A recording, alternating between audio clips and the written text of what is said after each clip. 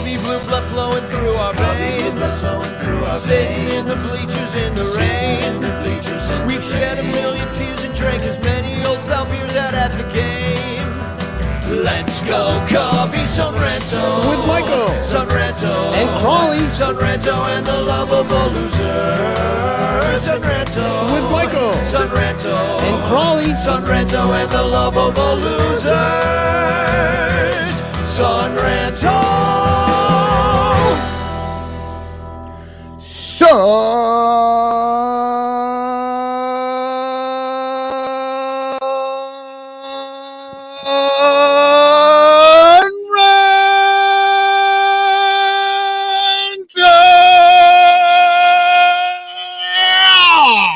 You know what? The way you screamed that made it sound like your shoulder is killing you. Absolutely. Look at that. We got a man down here on the show today, Michael Cotton, coming in after 100 pitches. He gave it his all, and unfortunately now he's in Illinois. I made it 8 2/3 innings, and somehow David fucking Ross walked out there and kicked me off the mound. And we are joined also by somebody with a much more supple shoulder, in much better shape. And Mr. Crawly, look at those shoulders, baby. The sun is not out, Crawly. You know that, right? It was up here, man. There's still people out here. I'm looking right now on their jet skis outside. Yeah. Michael Cotton's jet skiing days are done now that he threw 100 pitches. He'll never hold on to anything again. This show is brought to you by our 115 Patreon supporters. Thank you to all of you that support. Yeah, we're moving on up. So thank you to all of you that support the Son Ranto show here on Patreon. And as always, here is a Frank Chance postcard, and you could win it by putting hashtag Chance with a capital C in the chat, and I will send you a postcard if you win. At the end of this show, we will pick a winner if I remember. So Crawly, welcome back to the Son Ranto show. You didn't really even leave. I'm like, well, Crawly, you got to come back on it. He missed one show. Yeah. Yeah, he misses one What show. I miss? Yeah, and you would have missed that one anyway because you were preparing for the Marcus Stroman event anyhow. Well, I was laughing because, we were preparing for the Marcus Stroman event, and I was going to get home at a decent hour and get some sleep and blah, blah, blah, but that never happens when you go to Club 400. Nope. Ray Burris comes in from the airport, drinks get poured, and all of a sudden I'm driving home, and I'm like sitting there and I look at my phone, it's notifications. Son Ranto shows on. I'm like, okay. So I was just listening in my car on the way home. And I'm like, Danny, how's the show? I'm like, it's like 11:30. I'm in bed. He's like, still going. We're still on it, baby. We're still going. We're still on the show. You want to come on? He's like, I'm going to go to bed. Are you kidding me? So you know how we roll around here. You're like, yeah, that's why I stepped away and did my own fucking podcast. It's only fucking 45 minutes, you idiots. Well, welcome back. And the reason I wanted you to come on is to tell us about like the awesome event you guys threw with the Lost Boys out of Club 400. You were the moderator of the Q&A with Marcus Stroman. And I'm really sorry to miss it. I tested positive for COVID yet once again on Friday. Anyway, that's my own sad story, but I want to hear about the good stuff. And then when you get done, we'll let you go. And I'm going to play a premiere of the song that I was going to play for Marcus Stroman at the event. But instead I sat in my bedroom and recorded for 4 hours like a nerd. But tell us all about it, Crawly, and what happened out there at Club 400. As you guys know, there is no party like a Club 400 party. You kind of roll up and the sign's up with Stroman right here for the podcast listeners. You got the Stroman logo and the Club 400 on the left, HDMH, just an awesome picture on the right. Big tent outside because it's mostly an outdoor event. So many. Let me tell you this about Marcus Stroman, man. That guy came rolling up with jerseys, balls, this is like almost probably every player on the team or anyone that matters, say a Suzuki ball. Wow. Ian Happ, Patrick Wisdom, Frank Schwindel, Kyle Hendricks. Nice. So these were all raffle prizes that were just absolutely amazing. People donated stuff to be auctioned off. We know our good friend Matt Kammerer. I got to get that. I was going to ask you to get me one, and I totally forgot to ask you, but I'm sure I can still get one. Right. Yeah, you know who to talk to. Yeah, that's the original though, isn't it? So That's the original that was going to be auctioned. That's not a print. Yeah. Now, how much did that get auctioned off for? For those that don't know Matt Kammerer's work, he paints or draws on top of maps of Chicago, and he uses all sorts of different maps. And so, if you've got any really cool maps, like definitely bring my attention to him because every time I've seen a cool Chicago map, I've shown it to Matt, and he's like, "Oh, I got to get that." But he drew Marcus, just kind of his portrait, and also him pitching on the mound over the city of Chicago. It just looks amazing. How much did this go for in the auction? So that's the funny thing is that the Q&A was before the auction. So I was with Marcus and his people kind of like in like a hospitality room, kind of just waiting to get called on. So this was kind of for me, it was different because I was working a little bit more of the party as opposed to kind of like, just like, doing my thing where I just bounce around and shit. Yeah. So like, I love taking pictures of everything, and I don't have as many pictures this time around just because of where I was. And I was working my tail off, man. It was a lot of work. So it was, this is Bill Watts' Fly the Wood. I think this is one of his best signs. It was really kick-ass. It's that's absolutely beautiful. I love like he really got the silhouette thing in there. The zero, that's awesome. He's got the zero, the Marcus on the silhouette, and that's like the 84 bear, right? Yeah, that's the 84 logo with the zero and with the Stro. And then that was auctioned off, autographed by Marcus Stroman. And then this was a gift. So one of the original cameras we gave to Stroman. And then this number 0 with his number with the pinstripe that lights up, that went to Stroman. They had, this was the logo, but it's on this amazing sign. It's like this acrylic. I don't even know how they do it, but it's insane. It's totally cool looking. So that's not a 3D sign, even though it looks 3D? Yeah, correct. All right. That does look 3D. That's like an optical illusion right there. That's amazing. So what ends up happening is Stro and his people from HDMH are there. And so we get them in, in one of the rooms, the hospitality room. And then Levante and all the kids come in. And the HDMH, Marcus's foundation, got every one of the kids jersey size, and they all got custom made Marcus Stroman jerseys. Oh, that's awesome. Wow. I'm telling you what, this Club 400 just straight up getting into the South Side and stealing some fans. And so they come down, and Marcus comes down, and Marcus says, I want an hour with just the kids. I don't want to talk to anybody else. I just want to talk to the kids. So it was probably about like 40, 45 minutes. And the kids, all of a sudden, you know how they are, shy at first. And then all of a sudden the questions are flying fast and furious. And it was insane. And so the good thing is all of a sudden, now it's the Stro show. He's taking the kids and talking to them. So me and the Lost Boy crew ended up being able to drink a few beers and just kind of enjoy kind of letting those kids have fun. Stewart's in there, and Coach Rob's in there, and Levante. And so we were having some fun. So after that happens, it's Zoot just skipped a note, man. After that happens, opening ceremonies. Ray Burris threw out the first pitch, and one of the Lost Boys, I forget her name, she caught it and she did a great job.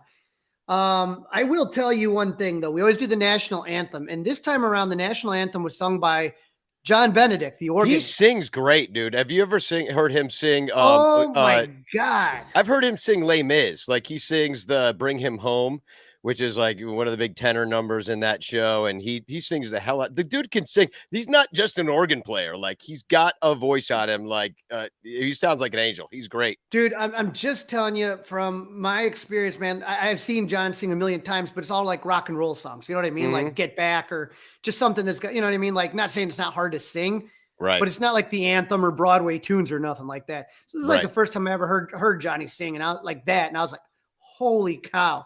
Yeah. Wayne Mesmer and John Vincent, you better look out, man. Benedict's coming for you next. Well, he's busy up there. He's got the organ thing to do. The Cubs, you know how the Cubs will love it. They'll be like, oh, he can sing and play the organ. We only have to pay one guy. Perfect. He's like, 2 for the price of 1. Yeah, we could just run with a 39-man roster. No problem. Well, I feel like, didn't they hire like 3 organists? Yeah, well, 2. They'll make him come in on his day off. Yeah. And then 1 dropped off right away, and then the 2 have stayed since 20. Yeah, they're like, what do you pay? No, I can't do that. That's what the first one said. So Levante and Stewart, they were a crack up, and then Levante, you know how good he is on the mic. Yeah, he's great. He's funny, charming. Yeah, he charms the room and just like one of the greatest guys. And and no room's too big for him. Like I've seen him speak in big rooms. I've seen him speak to like kids, adults, rickets. Like nothing phases the guy. So it's very cool. It's tough speaking to rickets. Well, I mean, it's awkward. You're like, do I punch him? Do I steal something? I don't know what to do.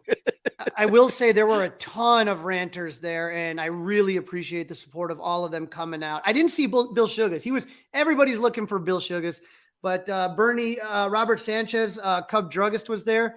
He said $1,200 bid on that wooden sign that we talked about. Yeah. So yours for $1,200. Bernie was there. I talked to Bernie and her friends, and she said, so touching. I was tearing up. There was a lot of really vintage radio. Do I hear 1,000? Do I hear 1,001?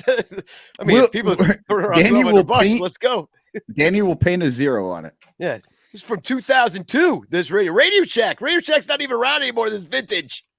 So Stroman came out and introduced him. He talked to the people before, everything starts. And so Stroman talks for a little bit. And then after that, you could see in the background, they have dueling pianos. They were really, really good, these guys that were doing that. The food came out. It was great. Everybody's getting pictures. I do want to say something, though. This was absolutely one of my favorite moments. All of a sudden, I hear the kids screaming and yelling, and I'm like, all right, let's check, see what's going on. It sounds like a lot of fun. But it was like not like bad, like just like laughter. I'm hearing laughter and screaming and crazy. David Booth is one of the greatest magicians I've ever seen in my life. And all of a sudden, he's at the side of the house. This is the side of Stu's house right here. And this is one picture. I didn't send them all up there, but just had like a lot of good, like you can see the faces of the kids really well here. But like everybody is absolutely just like amazed, like their minds blown with David and his magic tricks, man. And it was just the laughter of kids just having fun. It was unreal. David Booth, he does up close magic tricks. That's his thing. He's up close and he's just like, and he does like, it's like coins. He makes coins disappear, card tricks and things like that. And the thing about a guy like that is it's sleight of hand that you get nervous being around him because you really feel like your wallet's going to be gone anytime. Because he can totally lift anything off you. That is Danny's straight up neuroses right there. He's like, who's after my fucking wallet? What the fuck?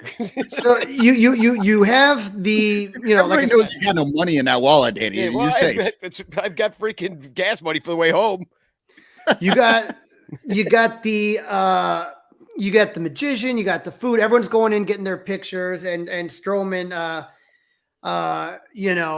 he was just great with the people getting their pictures and stuff like that. And then the auctions come, which I was talking about. And so finally, Robert Sanchez says that 1,200. He didn't get it, so it went higher than that. Oh, geez. Yeah, okay, 1,205. The 1,200 was his bid. I think Robert, correct me. So we were listening. So Stu's house, we were like there, it's like we're in the kitchen area where Marcus was signing some stuff, and then we kind of waited for Daryl got it. Coach D got it. My bestie. I don't know if she was mad that he bought it or what, but yeah, Daryl got it. Man, I forgot about that. There was a lot that happened. I forgot a lot of things, but it was absolutely crazy. So then we're at this balcony. Stu has two balconies, one down there and one up there. And so then Stroman, myself, and his people come down there, and we're going to do the Q&A, which was awesome because he's such a well-spoken, articulate, insightful. He's not like, hey, I just want to do whatever I can for the team type guy. He really thinks about the questions and tries to not give you a bullshit answer. He's a philosopher. He likes to go around barefoot. He does. he wants to treat his feet like hands and stuff. It was just ridiculous, though. I mean, it was just fun being up there with them and talking and kind of just getting to know the person, And I always say, I've met a lot of these baseball players, and there are certain people. Let's say go with Kyle Schwarber. Kyle Schwarber's a baseball rat. He lives, eats, breathes, shits baseball, which might be painful, but not with the new dead ball. It's not a problem. Yeah, a lot of the pitchers say it's real slick. But the issue that you deal with more than anything with Stroman is he's a guy that reminds me when I talked to Madden before and some other people, baseball is a part of his life. It's not his life. Yeah. There's other things that he cares about, other things that he wants to do. And he can talk about a lot of different things and not just baseball. You know what I mean? Like he considers himself an entrepreneur. He's played on rap albums and has performed. Like the guy is just kind of like a renaissance man of just being able to do a lot of things at a high level. And it's really cool to talk to somebody like that. Very cool. Well, do you have a final tally yet on what was raised for the Lost Boys / HDMH / Club 400? Not Bernie a final. says the Q&A was awesome. And then Shannon Tompkins was there. Sounds like it was absolutely a fabulous event. And Cameron, your stuff I thought did get auctioned off, Matt. I think this is Matt right here. Okay, we got some chat going on for the podcast people. The one event my art didn't get auctioned off. Thanks, FedEx. So, yeah, there was a little issue with FedEx, but it did get auctioned off, I believe. But supply chain, we're gonna get it reframed. Okay, all so right. That was the issue, but it was great, and and no, Daryl, I did not put any pictures of the Boys Who Sweat performance. There was a lot that went on in the after hours if you didn't go, but what happens at Club 400 stays at Club 400. You got to buy a ticket to see some of the good stuff. That we don't want to go here, but Joe Kilgallen, the after party is extra. It's a little bit extra, and again, all of it is going to these charities. So we had after party, and we had Joe Kilgallen was there, was the MC and stuff like that. So it was a lot of fun. Very cool. So all I can tell you is there's a couple new potential Club 400 events in the pipes, in the works, and I would say that if you were there, you know how much fun it was. And I would recommend that you kind of follow the Club 400 Facebook page and don't miss out, because stuff that's coming up is going to be great. Club 400 Cubs too is the Twitter as well. All the information will be there, and then you can just search for it on Facebook. You'll find it, Club 400. And don't they have a podcast as well? Don't they? Yeah, podcast. So I think you can search Club 400 for that. We got somebody in the green room here that is taking issue with. He's a little late to the show, but he's get out of my seat. Crawly is here. Lyle Aker, Beast of Bourbon, on the show. Listen, Crawly, it hurts like hell to shit a baseball. Hurts like hell. Oh my God, man, that was a tough day. Anyway, get the fuck out of my seat. Go back to your radio station. Go leave us. Go leave us. Poor people here to do what we do. Yeah. Go get paid to do what we do for free. Plug your shit. What do you got? What do I got? Fly the W, episode 2 dropping tomorrow. An Odyssey original on 670 The Score. We will be talking about the Stro event a little bit. We got some other guests that are going to be popping on. So episode 2. Thank you for all the positive comments about episode 1, and I have kept the seat warm enough, Lyle. So. But I do want to hear Danny's song. I gotta hear this because. Well, did you see first? I just as a little gift, we made you a Fly the W T-shirt. So look at that. That's just for you. That is high quality. I'm gonna get high quality shirt. We got the Fly the W. We got Clark. He's flying his own W there. That's not the only thing he's flying. Yeah, his wang, the W. Fly the wang. So, I'm going to play, we'll get Clark's dick off the screen in a moment as I play a new Marcus Stroman. This is the song I was going to play, but instead I, put down a drum track and played a little bass and guitar and sang it and spent 4 hours doing that shit. So we're going to play that song, then we'll be right back and we'll talk with Eric Wielo. We're going to do things a little bit out of order because we got a Brewers preview to kind of knock out first because I think the cops are chasing him. So we're just going to bring on, here's the song.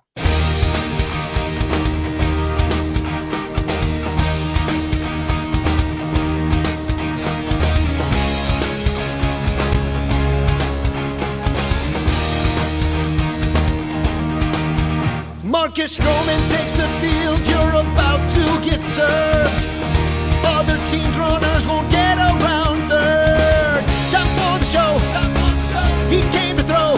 Cuffy's got Stro. Helping out kids with height doesn't measure heart. When Stroman pitches, he is always throwing darts. Time for the show. He came to throw. Cubby's got Stro.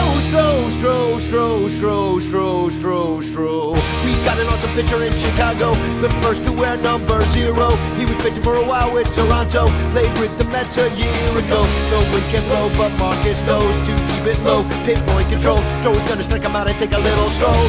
Does his thing when he gets on a roll, throws the heater and it explodes. Wrigley Field and out to the road, swing and miss when he's in beast mode. A flashing line of HDMH blows, never gets tight when he's down 3-0. Switching the pitch from the fast to the slow, retire 27 in a row.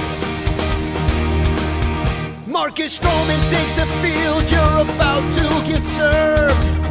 Other teams' runners won't get around third. Time for the show, he came to throw. Cubby's got Stro. Helping out kids with height doesn't measure heart. When Stroman pitches, he is always throwing darts. Time for the show, he came to throw. Cubby's got Stro. We're going to root for Marcus Stroman. He's got millions of fans across Chicagoland, cheering up in the stands. Don't make October plans, we'll be World Series champs, cause Marcus is the man. Marcus Stroman takes the field, you're about to get served. Other teams' runners won't get around third. Time for the show, he came to throw. Cubby's got Stro. Helping out kids with height doesn't measure heart. When Stroman pitches, he is always throwing darts. Time for the show, he came to throw. Cubby's got Stro.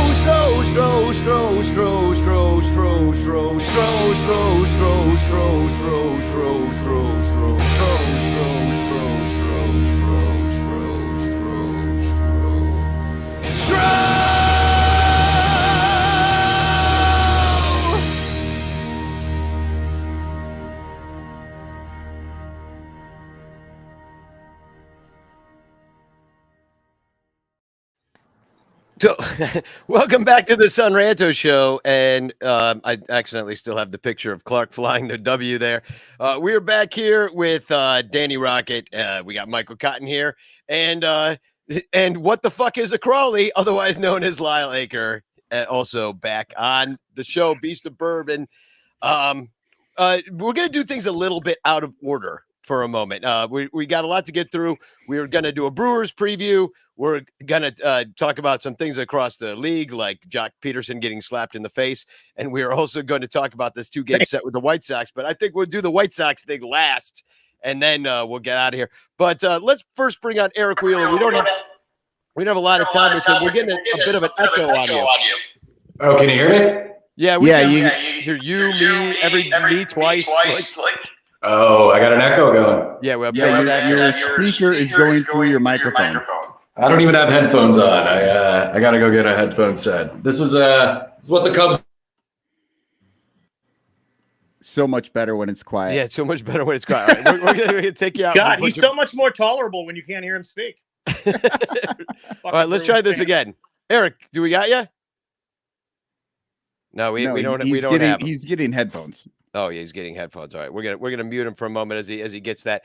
So so we're gonna do things a little bit out of order. I'm gonna give you some like Brewer shit that's going on. They come in tomorrow. We got 4 games against them. One of them's a makeup game from the second game of the season. Cubs are 3-3 versus the Brewers. We've been outscored 29-23 at this point. The Brewers are 29-18. What did they do today? Oh, we don't even know. All right, hold on. I'll unmute Eric. We got you back? Yo, your mic's not connected. You should go out and then come back in. Like go out completely and then come back in, and that might work. The old in and out. The old in out, as they say in the business. Since you're fucking the show, you might as well just keep going in and out. Exactly. Exactly. I need some lubrication. So we lost we won 2 or 3 in that first opening series, but it was supposed to be a 4-game set. That didn't happen. One of the games is going to be tomorrow. Then we went on the road and we lost 2 or 3 to them over there. Right before they came in here, they beat San Diego and DC, but they lost 2 or 3 to the Cardinals. Last I looked, and I don't know what happened today. Anybody know? Anybody keeping up on the No, that was supposed to be Eric's job. Jesus Yeah, Christ. exactly. We're trying to phone it in here right now. It looks like they won today, so they did manage to win today.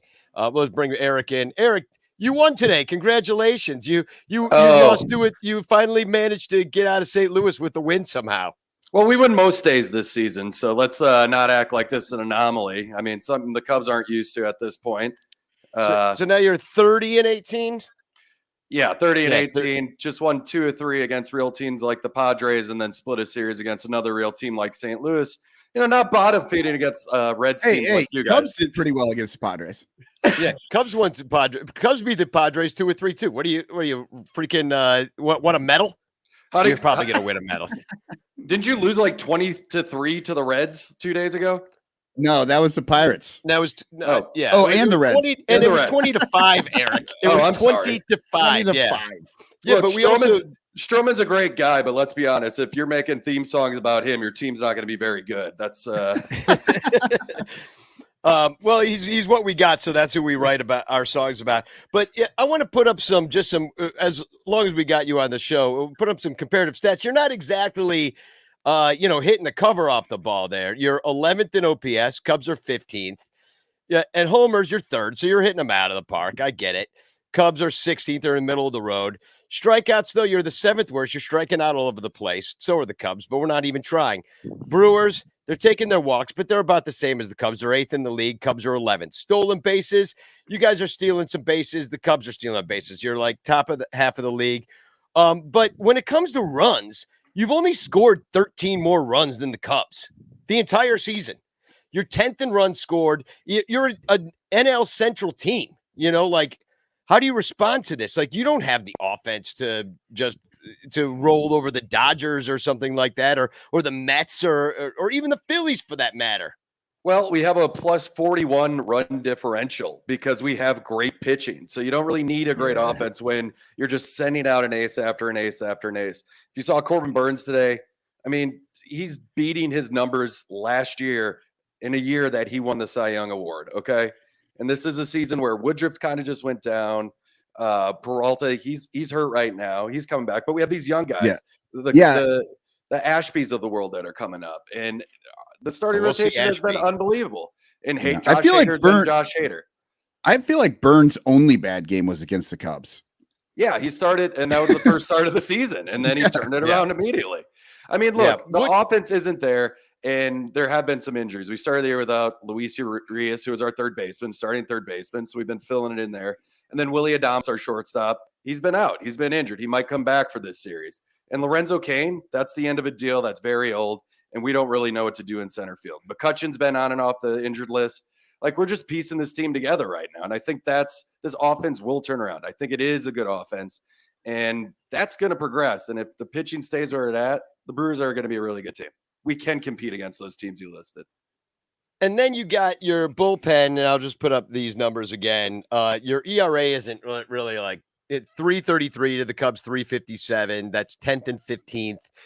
Homers allowed. You're not allowing home runs out of the pen. Third best. Cubs are third worst. We're giving up the long ball out of the pen.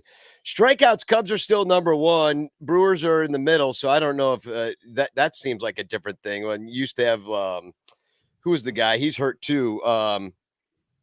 Your 8th inning guy, not Hader, but the guy Williams. Devin Williams. Yeah, Devin Williams. Like he used to. I mean, that was just like sometimes they just strike out 6 in a row, like between the two of them. But it's not happening this year. He was tipping his pitches, and they kind of found a hitch in his pitch or something that people were reading, and he's starting to come around again. Another guy that started out slow, so I think that isn't telling of what this back end of this bullpen can be, which I think is at its greatest. Awesome. It's amazing. Well, I mean, we've had the relievers. We've had the relievers of the year 3 years in a row, and 2 of those guys are still back in the back of that bullpen up. And then you are just all rainbows and sunshine, aren't you? If I was in first place, I might feel positive too. But instead, I went to a game today when I watched the freaking Cubs like basically boot the game away 3 times in a very winnable situation. So we'll get into that later. But maybe that's what's rankling me is I just don't know what that's fucking like for the last couple of years. Like, I mean, you know, you say like, oh, look at you. It's good when you're in first place. Guys, we've been to the playoffs, what, 4 years in a row here? Won the division way more 3 of than those the Cubs. times. I mean, I told Danny, I'm really going to you know piss you guys sucks? off when you know what's going to suck is when I start calling you guys our little brother, which I'm really close to doing at this point. Hey, and we deserve it at this point, to be honest, because if we're gonna act like that, if we're just gonna be like get excited for every freaking single A guy that hits a home run in Myrtle Beach, then like we deserve it because we're acting like little kids, like we're acting like we're shills for billionaires, being like, oh, it's great, they're paying him $43 a minute, it's just or a year at freaking hit homers at Myrtle Beach. And it's just, it's ridiculous that we would be excited by anything that's going on with the big league right now, only thing we've been able to talk shit about for the last couple of years is the fact that like we actually have fans at our games. Yeah. But that doesn't even happen anymore. Yeah, we gave that up. So it's like the Blackhawks. They were good for a while, and you guys were all the biggest fans until they sucked again. Now nobody's at those games. I mean, 3 championships is a little more than just good for a while. Yeah. No, I meant that's a good team, but once they weren't good anymore, the fans stopped showing up. Yeah, they stopped going. Chicago can be very fair weather. I mean, that's how I feel about it. Well, the Cubs fans usually aren't, but we're now consistently not prices, showing up, right?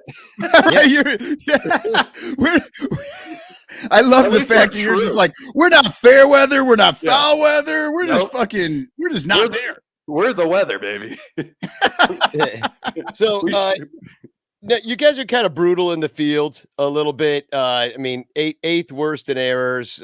Cubs are better than league average at 13, which would surprise a lot of people. I can't believe that. Yeah, I know. Well, that means that there's a lot of even worse defensive teams in the Cubs, and that's hard to believe.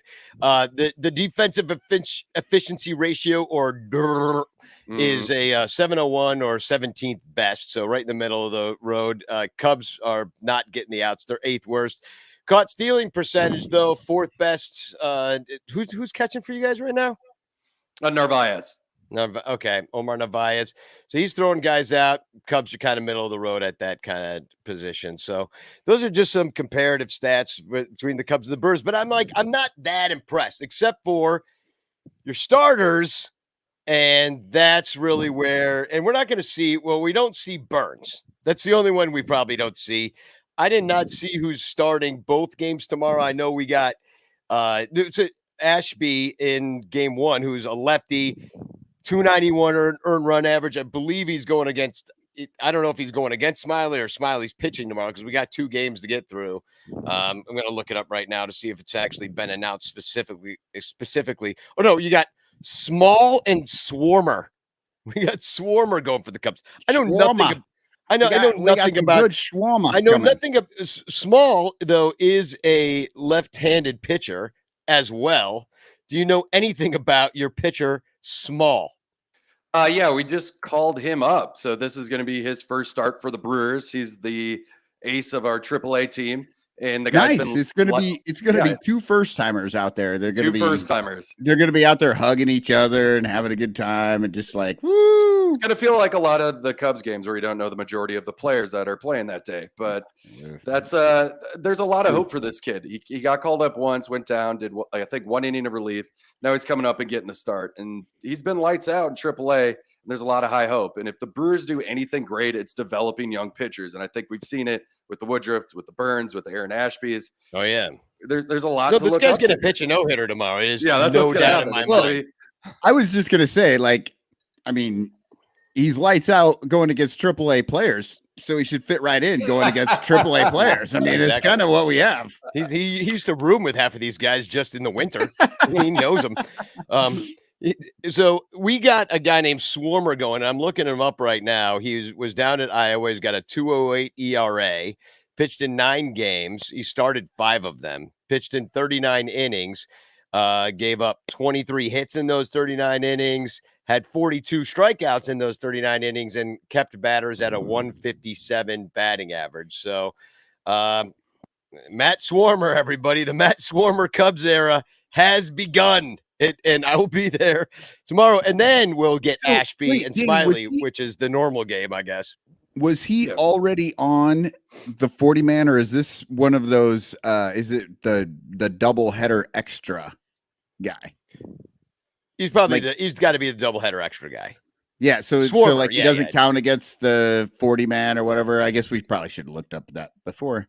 But it would have been nice if they released the information before 5 minutes before the show, so that maybe I would have had time to do that. But they were saying the same fucking thing.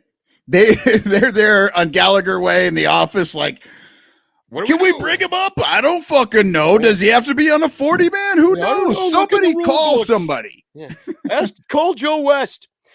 So then with in all the the money game, you guys are with all the money you guys are saving, I'm surprised you just don't run a 35 man roster out of there for budget cuts. It would be fine with Ricketts. He would actually really like that. So Alan Ashby, lefty, going against Smiley. Alan Ashby's got a 2.91 ERA. Smiley's got a 4.08. This game's at 6:00. The last time Ashby went out there, he gave up 4 hits and 1 run through 5.2 against the Padres. He's a slider at 83 and a sinker at 96, and then a change at 89, mixes in a curve, got a 4-seamer too. So this is what he's been doing this year. He's not going to give you a lot of length. That was 5.2 is his tops. Mm-hmm. Yeah. I mean, not a lot of length. Not a lot of length, but you feel it. He was coming out of the bullpen doing a stretch 7th to 8th inning, 6th, 7th inning for us all last year. So this is his first time getting a shot in the starting rotation.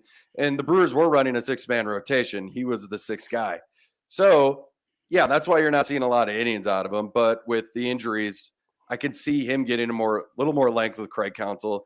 With a lot of these teams, I think you're seeing that some of these guys are getting some breaks, and they're going to need to step up. So this is his shot. This is him to shine, him to show it.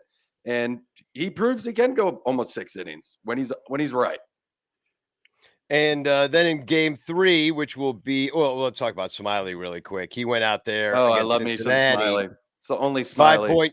5.2 innings, 4 hits, 3 runs. He pitched okay. It was fine. 101 innings. He gave you the length out of the situation. The Brewers have seen him a little bit. McCutcheon's got 2 dongs off of him in only 10 at bats. He's batting 300. So Lorenzo Cain sees him well, but as you said, what is he, a little banged up or just kind of at the back end of his situation right now? I mean, he hit a home run today, but he's been absolutely terrible at the plate this year. I'm glad he hit one today because now that's his quota for the next 2 weeks at least. Well, the way that they play him, he might be on the bench tomorrow. I'm not going to lie to you. So we'll see. He's a Cub killer. Yeah, he's a Cub killer. He'll be in there. Notorious. Yeah. So then Eric Lauer is going out there against the Cubs, and he's 5-1 with a 2.31. Where do you get these guys? Another freaking left-handed. Absolute stud this year, man. He was part of this deal that we got him from the Padres. We sent Zach Davies over and Trent Grisham, and we got. You traded Zach Davies for this dude with a 2.31 ERA that's 5-1. He had potential. This is what David. Hold on a second. Can somebody over there explain to our front office that Zach Davies is somehow worth something? Yeah, well, because they didn't do that.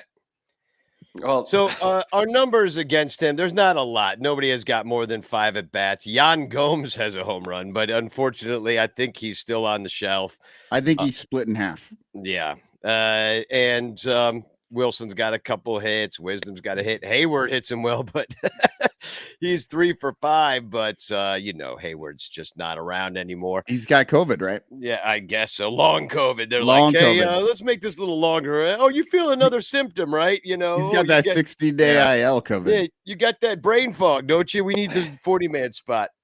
So, but the thing with Lauer that you're going to see is that he bulked up and he added a cutter to it. He has a lot more velocity. He's striking out a lot more batters, and he's just going to bang it out, man. That's what he's going to do. And he's second on the team in strikeouts. And it's like him and Corbin Burns have been 1-1A.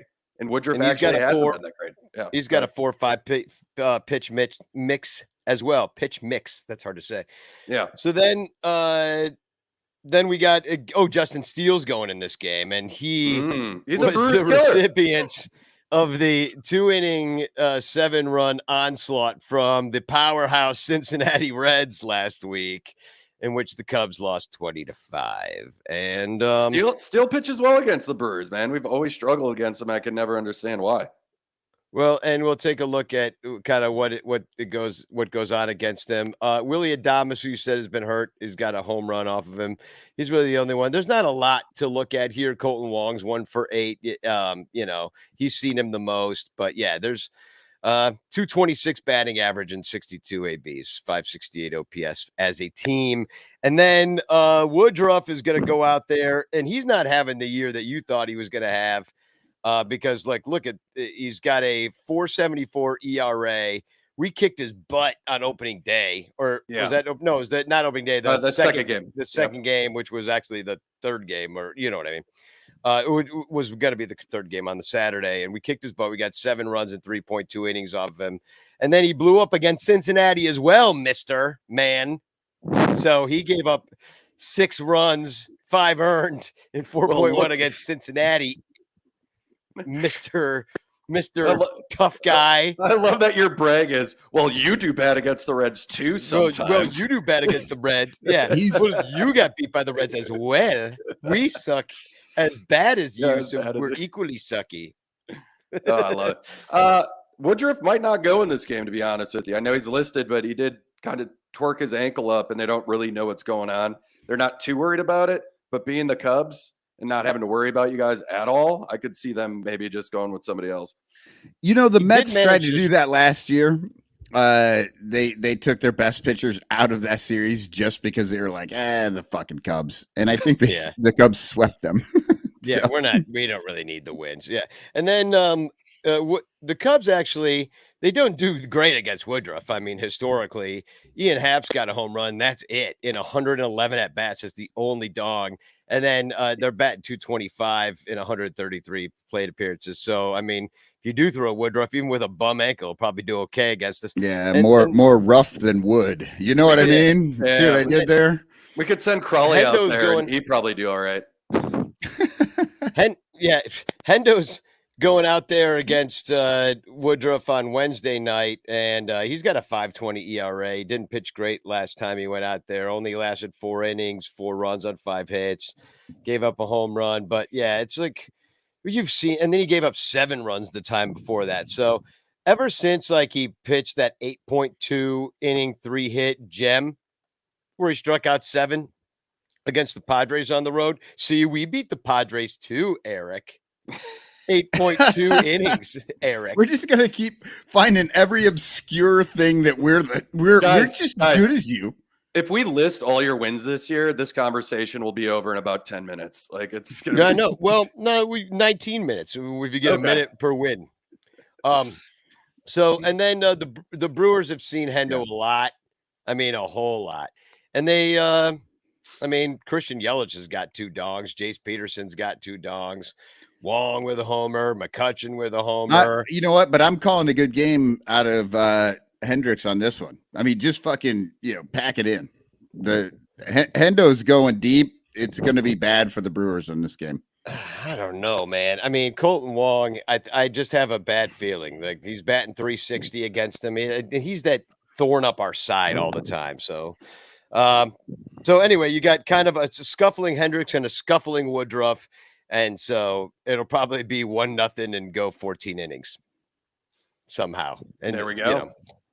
Somehow, but and then fly the L, baby. That's what's going to happen. Fly the L. Oh God, it is an upside down 7. We all know this. So the weather's going to be really good, hot. 88, and then just because it's Chicago, it might rain a little bit on Tuesday, but it's going to be hot and a little wet. And then, boom, 67 degrees. We're going to lose 20 degrees just for no freaking reason. Everybody's going to want it after those 2 88 days, especially that muggy ass, wet day. They're going to just be like, give us a fucking 67. So I'm thinking there's going to be quite a bit of offense in this one. Any predictions here? Like what happens? Like overall in the series? You think you sweep? Are you that confident, Wielo? No, I mean we got it's right. It's 4 games because we have the doubleheader. 4 games. And we're playing 2 on a holiday. They're gonna want to go out and get hammered after that game, I got a question. Are they gonna be wearing the camo tomorrow since they all wore it last week for some odd reason? I don't know. Is it a camo day? I don't know. I fucking hate the camo. We will find out tomorrow. I'd assume Cubs camo. Cubs hats should just be camo for the rest of the season because I wouldn't want to be identified either. They would hide in the ivy. You can't see. Well, they should make it ivy then. Like actually, you know what? Camo. The Cubs should petition to have their camo hats be ivy, camouflaged with ivy. Yeah, we got to think of everything. That'd be pretty good. So, well, I guess we'll play the temperature check drop, even though we're doing it backwards. Today we're going to talk about taking a rectal temperature. Do we have to take it rectally? Yes. Yes. How many times, Eric, do you think the Brewers will take it rectally? Christian Yelich alone 35 times. Yeah, but that's just with his mouth. Just because he's like, we're in Chicago. More butt stuff, baby. Let's go. Yeah. I'm going first. I say we split the series. I say we split tomorrow. Okay, but wait, hold on. So if tomorrow if the Cubs somehow sweep the doubleheader, right? But then lose the next 2. Yeah. Did they win the first series and lose this series, or did they split this series? I think it'd be a split this series. Well, but the one game is from the beginning of the year. Yeah, we're still I know because people are already counting that first one as a series win. They're doing that in their heads as Cub fans because we've needed this to hold on to. I feel like this is a chicken or the egg sort of fucking question here. Yeah. Well, the game did not get played till tomorrow, so I consider it as part of this series. It's a different team. There's different people on this team. Jesse Chavez was on that team. For the Cubs. You know what I mean? I forgot about that. Exactly. That's what I'm saying. Are you guys just canceling games for weather for no good reason still? Is that what you guys are doing? Just to give you the advantage, give you an extra rest day? They do that shit to the Brewers just because the Brewers all are the time. They're like, as long as Craig Counsell is there, they're going to be fucking him. It was like Bleacher Jeff complaining about his seat. Like, you never should have complained about it. Nobody would have noticed. You would have flown under the radar. Now that you've complained, we're always going to fuck with you about weather. Like, every time the Brewers come to town, they call up the Weather Channel. They're like, hey, you need to put like a bullshit forecast in there. Just like put some little green clouds over the sky. We're going to call the game, or we're going to move it back for 2 hours or something. Just about. It's going to be dangerously hot. we can't play. It's dangerously hot. Too high. Global warming. The lake's overflowing with dead fish. Just so. I'm going to say split. We split the doubleheader because that always happens. Our bleachers just like half of them just died. Yeah, they just died. They just got to like come in. They were crushed under a cup snake. Yeah. Do the bleachers just smell like cirrhosis, or is that just how it looks? Yeah, pretty much both. Looks and smells. Really, the whole package. But you get the look and the smell. And then the cup snake is just the mascot for cirrhosis. Yeah, pretty much. So I'm saying split. I'm going on. We split tomorrow, and then we win the messed up rain game, and then we lose the getaway day game. That's my prediction. I just think we win 1 of 2 tomorrow, and then you win Tuesday. I'm saying we win the Kyle start, and that's it. All right. So you think differently than me. I think we lose the Kyle start. What do you got? If Woodruff pitches that last game, Brewers take the series 3-1. If Woodruff isn't going, our bullpen's going to be pretty taxed. Calling the guy up, he might need some help. I would say it's a split if Woodruff doesn't pitch that last game. All right, that's not confident at all, Wielo. Well, it's the Memorial Day weekend. Everybody's going to be freaking drunk as shit. I thought you were going to get all fucking Woodruff pitches 4-0. We're sweeping it. All right, let me reconsider this because I saw your lack of self-esteem here. The Brewers are going to sweep this shit. That's what we're doing. 4-0. We're gonna beat you out. We're gonna solidify the little brother tag because that's what you guys are going to be. The little brothers to the Milwaukee Brewers. I can't wait till we have I can't wait till we actually split it, and then I can just like use that video drop on you. Be like, look at this Brewers fan, all overconfident when it's really a split. What a loser! How many innings do I last with the Cubs are our little brother T-shirt in the bleachers? It's the friendly confines. You'll make it. Like they don't mind. You know. I mean, at this point, there are so few people in the bleachers. They might not even notice. That's not true. The bleachers is the only place that people are going, and they're just going to make the cup snakes. They don't give a fuck where the people aren't is in the stands. I mean, even then, though, there's places like it's not like you have to show up an hour. Or I mean, if you're Jeff, you have to show up fucking 5 hours early to get your one seat. Yeah, but if you don't care where you sit, you don't have to like be there too early. Okay. Yeah. Are the bleachers pissed that I made Crawly quit this podcast just because he didn't want to talk to me anymore? No. We've actually gained Patreon members since he quit. They're like, oh, thank God. Finally, I'll subscribe. I don't know what happened. Send them to the Odyssey app where nobody listens. All right. Well, actually, they just realized that we're losing him to somebody who pays him to do exactly what we're doing. And everybody's like, oh, my God, they literally do not have any money. Oh, wow. We need to help them so badly. Crawly is getting like, they're like, oh, my God, he's getting like the extra cans to take to Iowa Michigan to get the 10 cents. Well, thanks for coming on as always. And maybe we could talk about it. We're going to do a post-game show after, I guess that's my announcement, on Wednesday night after the game. We're just going to do a post-game. Yeah, so we'll just come on. I will be there to brag and to rub it in your faces just like any other person that's me from any other team. I'm sure they just come on here and do the same thing this year. That's just the thing. You are our least favorite guest. Yeah, but you get a little respect right here. Yeah, he's an asshole, not an idiot. And Eric, but plug your shit. What you got to be happy about that, We got listeners all over the world. So that's what all my ex-girlfriends used to say about me. What? Plug your shit? Oh, he's an asshole, not idiot. An idiot. Yeah. But plug your shit. What do you got going on right now? I'm going to be at the Denver Comedy Works this weekend, so come check me out there. If you're in Denver, just wrapped up some shows at the Laugh and Tap Milwaukee. We're doing that this weekend. Then I'll be back in LA doing some stuff. But follow me on Twitter at Eric Wielo or on Instagram at Eric Wielo. Hell yeah, man. Well, thanks for coming on. We'll talk to you Wednesday night. We're doing things backwards, so we're gonna play a quick commercial for Sun Ranto swag, and then we're gonna I don't know. We can decide whether we want to talk about the catcher for the White Sox who was there today, who I just found out got caught masturbating at Dollar Tree in spring training when he was with the Blue Jays. I think we'll start there. Let's get it off the rails, or we can talk about the White Sox series. Yeah, but who amongst us? All right, it's actually a Canadian loony tree. Oxford, baby.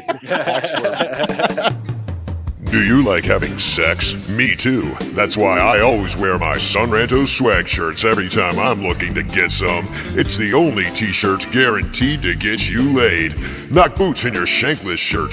Bump uglies in a Ranter long sleeve. Ride the skin busted Tuna Town in a Dabbing Cubes fan shirt. Take gold one-eye to the optometrist in your bull penis awesome attire, or smash pissers in a Spagog shirt. Sun Ranto swag shirts are just like people. There are many different sizes and colors to choose from. Plus, at Sun Ranto's swag store, you'll find vintage John Baker Day, designated hater, and Matt Kammerer drawn rally titty designs on everything from shirts and hoodies to baby onesies, bags, and hats. Go to sunranto.com/swag and check out all the sexy styles guaranteed to get you laid. You'll be stuffing the soft taco in no time. sunranto.com/swag, guaranteed to get you laid. Wearing Sun Ranto swag products not guaranteed to get you laid. Sun Ranto swag is not responsible for your sex life. Sun Ranto swag is for entertainment purposes only. Welcome back to the Sun Ranto podcast. Scott back to his chair here because this one when you get older. So, why don't we just run through these games just super quick and we get them out of the way? Because the other stuff's more fun to talk about. There's just 2 games. Yeah, there's just 2 games. So let's start with game 1. It went pretty well. I liked how the Cubs approach against Cueto. I thought that was pretty cool. Yeah, because they even the first pitch of the game, Morel broken bat single. Then he stole second. They were running all over Grandal. Like Morel had 3 stolen bases. Simmons had 2. Horner had 1. No, Horner had 3. Okay. So, but Wisdom got caught stealing. They were running at will. And it was just nice to see that they had that game plan. Yeah. And they just dinked and dunked the team to death. Like it was, I love that shit. Hey, you want me to I have a poem for this one. I do not have one for today. The poem. Oh yeah, the poem. We got to get your background music. You ready? Yeah. Okay, I'm gonna do Feeding the Ducks. I think that one worked. All right. Come on now. Simmons at second is insanity. Cubs avoid calamity, but that choice I can't see. Base hits beat Cueto. Velocity and angle, slow and low. Keegan Thompson can really throw. Burger bomb, well done. Angle robbed Wilson, but the Northside still won. Oh, yeah. I like that. That's a good jam. That's called Feeding the Ducks. So make sure you look that up. Feeding the Ducks, a can of corn. I like the approach against Cueto. I liked all the Sox defense is not good, so they were like throwing the ball. Oh my God, over the place. Well, we'll get into that in game 2, which was a fucking comedy of errors. Yeah, literally. And then, but I really like Christopher Morel. Can we please keep him? He's a lot of fun to watch. I like his approach at the plate. He's a great leadoff hitter. I'm like, did the Cubs just accidentally find an actual leadoff hitter? Oh my God. Like he gets on base in millions of ways. He's got some pop. Like he's their 21st ranked prospect. Nobody knows him. He's in fucking AA. Nobody knows shit. They bring him up and he's exactly like Nico Horner, right? They just fucking bring him up. Nobody has any clue. And the kid is just raking. And he plays every fucking position. And he's good at those positions. Yeah, he's at short. He's at third. He's playing center. Like I'm not going to say he's Javi. But Javi didn't play center. He's potential Javi. Javi could have fucking played center. Yeah, he could play anything. Javi could play every position. I truly believe that. But can we talk about because we got to talk about the second baseman Nico Horner situation, like or putting Andrelton I was just Simmons. Gonna go there. Yeah, we have to. I mean, I think that's the main thing because it was in both these games. Andrelton Simmons played this, and this pissed me off. Like the ball went like right through his legs, and he acted like he didn't fucking care. He was just like, he went through his legs. He's like, that ball was a shot straight up the middle, hit his leg. He didn't even turn around to see where it went, though. He felt it. He was over there. He was doing that thing like, when something bad would happen when you were a little kid and you were just standing there trying not to cry because your friends would make fun of you. That was it was annoying. I'm good. I'm fine. I'm not a big Andrelton Simmons fan yet, but if he's going to be on the team, he should be playing shortstop for Christ's sake. Like he's a Gold Glove shortstop. And this is the thing. This is where this news broke. The original time that the news broke was when Gordo, in a pre-game press conference, asked David Ross, so when Andrelton or when Nico comes back, he'll be at second and Andrelton will be playing short. And David Ross was like, absolutely not. Nico Horner is our shortstop. And everybody's like, what? Why? See, and that's why Gordo is so fucking good. Because I will bet anything he knew that fucking answer was coming. He's like, I am going to let him fucking hang himself right now because this is going to be the stupidest answer anybody's ever going to expect. And Ross stepped right into it. Like, why? Okay, we know we have been talking for a very long time about the whole Nick issue over a second, right? Yeah, there's magical Bodie's coming back. Like, who knows what's going to happen? We got too many guys. Right. And they're both second basemen. We're kind of like, yeah, you know what? Horner needs to play second base because that's where he's the best. I don't give a shit if he was a fucking shortstop back in the day. You know, like Wilson Contreras was a third baseman back in the day, but that's not where you fucking play him. Yeah. You play him where you need him and he's good. Andrelton Simmons has never played second base. Ever. This was his first game. He's played 2 games now in his life. Like, what the fuck? Do you know why you play second base? You can cover it a bit. You're smart enough to know where you can go. And you have a fucking noodle arm. Yeah. Which I mean, look, Nico bulked up and he doesn't necessarily have like a noodle arm, but he doesn't cover the same ground. This is not about Nico Horner. This is about why do you have Andrelton Simmons even on your team if he's not going to play shortstop? Like, that was the point of getting him. It's the original thing we said. We said he was a backup shortstop. We're like, oh, they just paid $4 million for a backup shortstop because we got Nico, you got Nick. Like, we already thought that was we were going into that. We're like, oh, I guess what are they doing with everybody? I guess now Nick Magical's the DH and all the shit we talked about before the season started. This is somewhat about Horner, though. Like, didn't we spend like 2 seasons talking about Nico Horner really should be in AAA because he just haven't have enough of at bats, and we don't know if Nico Horner is good enough, to the point that now they're like, he's replacing a fucking Gold Glove shortstop at a position that he's not as good at. He's better. I mean, you could have a Gold Glove caliber, right? Because he doesn't have one, but he was in the talk at second base with Horner, and Simmons a Gold Glove winner at shortstop. And then you have your best possible situation, at least defensively. And fucking Madrigal has done nothing offensively to tell me that he should replace Simmons and put Horner over it. Sure, right? Like noodle arm. Yeah, no, it's all a carnival am I of mediocrity. Fucking insane here in the chat? All of you, anybody listening, watching, you have to fucking chime in the chat, because I watch these games and I feel like I'm being gaslit. Like, I feel like the Russians have taken over my fucking feed and are telling me things that are happening on the field that aren't really happening. Yeah. So.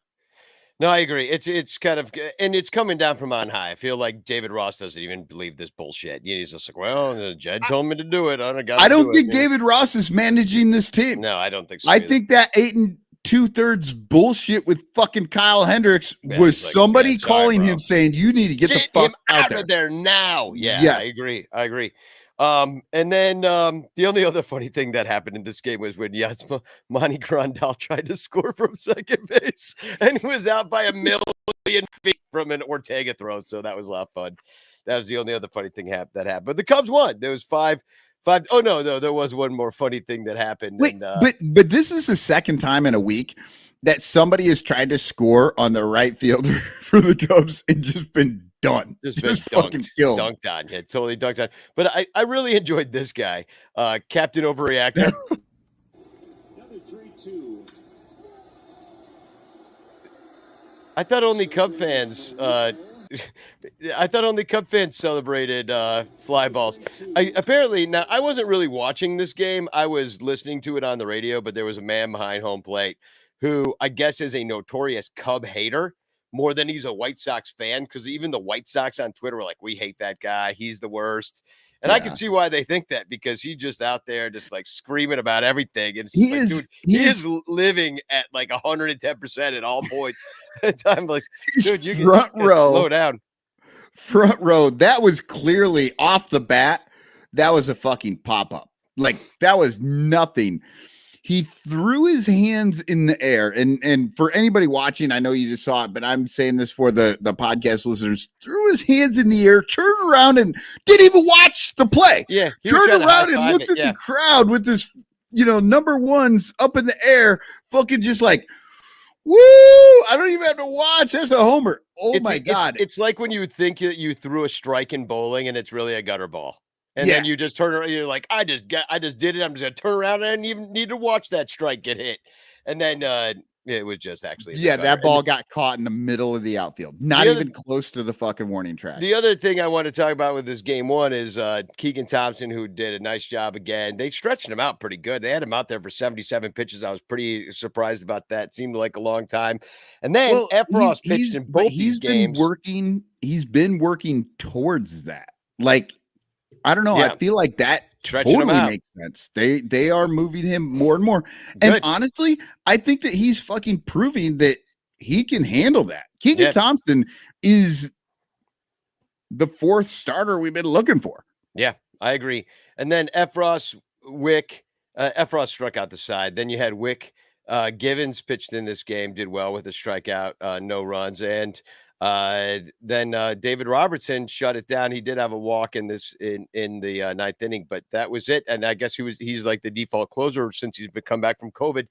And then you get to game two, which was just a total pitcher's duel until the end where we played some clown ball. Stroh had a great outing, 7 innings, 3 hits, 2 walks, 2 strikeouts. So he's pitching to contact. There was a lot of weak contact. Like, he definitely was the benefit of some decent plays out there in the defense, but nobody was squaring him up. Nobody was squaring him up. 90 pitches, which is a lot more than he gave you last time. So he came back strong, but the Cubs. But it's not even the 90 pitches. It's the 7 innings in 90 pitches. Yeah. That's a deep fucking start for a Cubs pitcher, for really any pitcher in this league anymore. Yeah.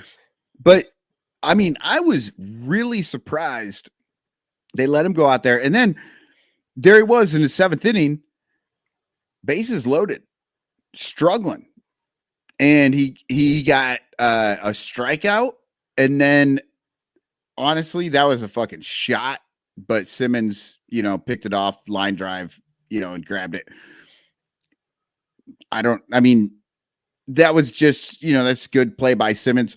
But he made it through. I mean, you're pitching with bases loaded, you're at 80-some pitches, you're in the 7th inning of a game. I mean, that's some stress and tired and, and not so much the pitches, but just how long you've been out in the game. He had been talking to Crawly for an hour, like we did just a couple days earlier, so you know how that can be. Crawly talked to me earlier today, and I lost 4 pitches. Tired, yeah.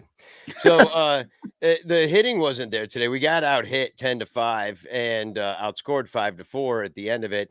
The White Sox, comedy of errors, 2 errors in this one, but plus like the base running, the two plan that they committed at the end. They tried. The Cubs were trying to lose this game so badly. They were trying to let them win. Everything they could do to let them win after David Robertson blew the first to save the first time. Then we let Gesukman go in there and blow it twice. Well, okay, so the Cubs score their 1 run on a fucking error. Yeah. And then the tying run happens on a ball that PJ Higgins, who's, just fucking getting his feet wet in this league, be on the team, yeah, can't keep in front of him. And that's a fuck. Nobody should be happy about this game. No, yeah, exactly. It was a really well pitched game until the end, at which point I'm like, okay, Rossi, did you not understand that you actually played almost all the exact same freaking bullpen? You go Givens, Robertson, Efros, and then you're like, okay, do you have nobody else in that pen? I guess not. Because that's all they got. It's the fucking circle of trust is a very small circle. It's like a bullseye. Well, and then Gesukman finally lost it, and like I'm done with that guy. Like I don't think he's good. Like period, end of story. Like every single time he goes out there, it doesn't go well. every single time. He's the guy that should be on the team to eat all the innings in bad losses. Yeah. Like he can come in and give you 3 or 4 innings when you're just getting fucking eaten up. Or if you're winning by 15. I mean, that has happened. Then he can come in and eat some innings and save your bullpen. But yeah, you're right. He's not a guy that you put in a leverage situation. And by the way, I turned the fucking game off as soon as you thought it was over. So did I, dude. No. I didn't think it was over. It was a tie ball game at the end of 9. I'm done. I don't watch fake fucking baseball. I don't watch the Manfred Man. Well, the shit's over. And We're the Cubs done. fucked it up. Fly the tee. Get the fuck out of there. Well, the Cubs, they got the 2 runs that the prerequisite, 2 runs that you're going to need, and they screwed that up. Let them try to come back in. They retied it. And then after that, then they had a guy running out of the baseline, and they would have won it right there, but that they sent everybody back to the base. And like nobody knew even what was going on. Now they're supposed to be announcing these things in the stands. They did not announce anything. Everybody's like, what happened? Like, why is he running back across the diamond? Like, what is happening? And so, like, everybody's like looking at their phone trying to figure it out but they won't tell you in the ballpark where 40,000 people are actually watching the game. Nobody has any idea what happened. And they're like, I guess it was interference. Like, on who? Him or him? Like, nobody knows. But we had some fun out there. I showed up. Well, first of all, I showed up today. It was my 10th day, the 11th day since my since I was first tested positive for COVID. I guess so Danny was he was out there at New Comiskey just making out with every Sox fan he could find, screaming, yelling, trying to get it down there. No, it's like I'm out of my CDC quarantine today is the first day. Is why I accepted the ticket. So anyway, I'm like, oh, and because you knew you were going to get lots of like ladies giving you kisses. I mean, that's the thing. You go down to Sox Park, man. It's just nothing but chicks, baby. So, but especially when you show up looking like this with a 12 Jewel donuts, which I picked up. You show up with a dozen donuts. I mean, how can you not get laid? I showed up with a dozen donuts, but I'm like almost to Comiskey. I'm almost to the park. I looked down at my phone and I've got a bunch of Facebook messages. I'm like, who's Facebooking me right now on my messenger? And it's the guy I'm supposed to meet, my friend Lauren, who's a Sox fan, who got wasted last night, ended up sleeping in my buddy's garage in his car, and then left his phone in the car, drove home without his phone, where all the tickets are. And he's like, dude, I'm not going to make it on time. I'm like, well, I'm going to be there in 5 minutes. I got the dozen donuts. It's hot outside. What am I supposed to freaking do? I got a dozen donuts and they're melting. Yeah. So I walked around and I found like these guys. And I should mention infield flag girl's in town. Well, she's in town, and this is her first time in Chicago. So we met up with her. And so we had a couple. Once finally he showed up, and we had a little bit of tailgate. We only had about a half hour tailgate, and then like these freaking Sox fans show up with their L flags, and we were hanging out with them. I gave them a bunch of donuts, and because they were melting hard, you know what I mean. So and then like there was this asshole Cub fan. Look at this woman in the Tony jersey. She stood up like there was something exciting going on in the game, and she stood up for it, as we all did. And then when we all sat down, like as you collectively do, sit down when it's time to sit down, she didn't sit down. So people were like, yo, sit down. And she's like, no, I will stand. We're like, why? Like there's nothing going on in the game. And she stood there as a matter of principle. They had security come down to be like, what is wrong with you? Why would you sit down? And they tried to get rid of her. And then there was an argument and all this shit between the guy and the security. And I'm like, and then finally, so they just let her stand. So she's standing, and then the game kept going. It kept going. And it was just like the Cup Snakes. You're standing there holding it, and she thought she could hold her ground, but she could not. She started buckling and shaking a little bit. And then she kind of started leaning. And then she started leaning more. And then she was kind of like had her butt on the back of the seat. And then finally she sat down. Everybody cheered. We're like, dude. And it was a Cub fan, another woman yelled at her, said, "You are giving us a bad name." And she was. So freaking idiot. Like, what is wrong with people? What is wrong with people? Why are people such assholes anymore? It's like, we're not telling you fucking have to do this or we're going to fucking like do anything.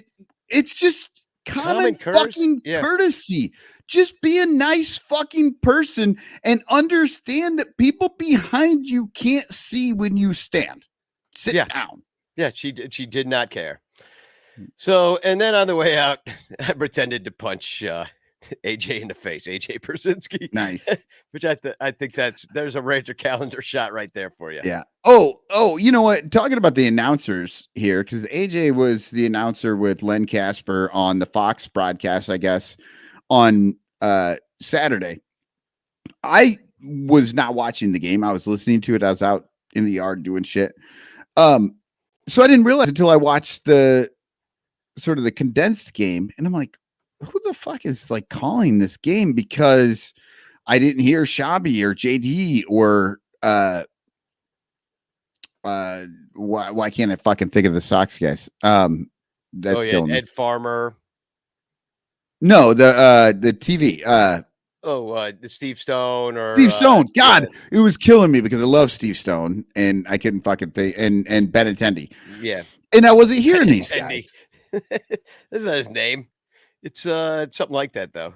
But, no, it's Benintendi. No, it's is Benetti. It not? Benetti. Benetti? Yeah. Benintendi's a player. Played for the Red Sox or some shit. Yeah. Whatever the fuck. I don't know. I don't listen to him that often. But I was so confused. And then I realized that it was on Fox. So that blows for everybody. But yes, today I listened to Steve Stone call the game. It is wonderful. It's so nice to hear the voice of my childhood calling a Cubs game. And even though he is calling it for the other side now on, down on the south side, like, yeah, I fucking hate Shambi. I hate him. And when I hear, never get over it too. Like there's nothing, the guy could like save orphans from a burning building. You're like, I don't care. He's still an asshole. No, he can do that. He can be a fucking goddamn saint everywhere else in the world. And I will say he's a goddamn saint everywhere else in the world. But guess what? He can't call baseball games. He's not good at that. You know what I'm not good at? Singing, Danny. Nobody fucking ever said Cotton should just sing all the time. No, nobody did say that. No, nobody really did. Nobody would say that. But nobody expects me to do that shit. Shabby just needs to fucking get a different job. He should be doing research and giving spreadsheets to people who are better at being on the air. But he's got that nice low voice that he can use. Very nice and resonant and low. Yeah, so it fits a lot of categories except for the one category that you fucking absolutely need, and that is knowledge of the game. The guy has no fucking clue. I don't know how many times what? Hey, exit velocity isn't baseball? What do you mean? He'll fucking ask JD like, JD, why do you think he quit throwing all fastballs? That seems weird. It's always dumb shit like that. It's like, what the fuck are you even answering this question? Shut up. All right.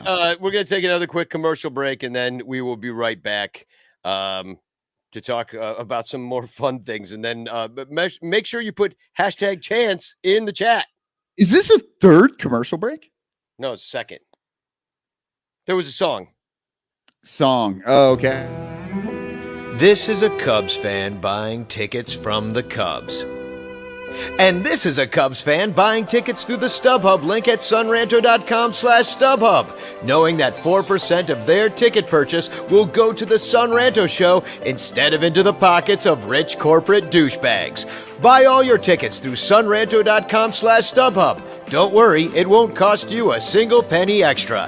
It don't stink to click our link. This is an Amazon shopper buying things from Amazon. And this is an Amazon shopper buying things through the links at sunranto.com/Amazon, knowing that up to 10% of their purchase will go to the Sun Ranto show instead of that cocksucker Jeff Bezos, who will just use the money to go to space. Plus, if you buy all your Amazon items through sunranto.com/Amazon, you could win a monthly prize. sunranto.com/StubHub and sunranto.com/Amazon.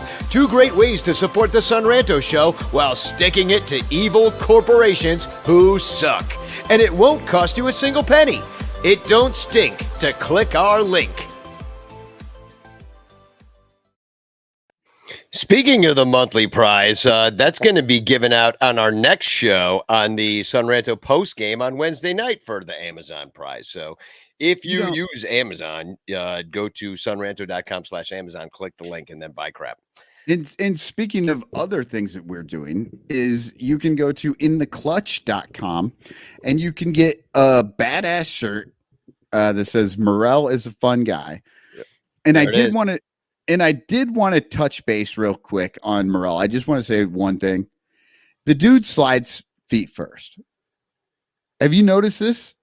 When he's running, I start paying attention. He does slide head first sometimes, but I have noticed he's sliding feet first a lot.